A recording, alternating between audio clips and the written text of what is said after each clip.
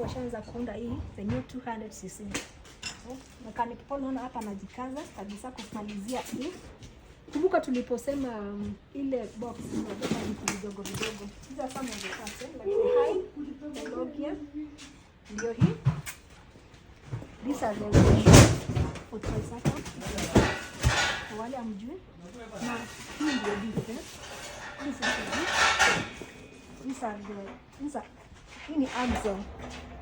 Na hapa ndio battery inaingia. Yeah. This is the main wiring.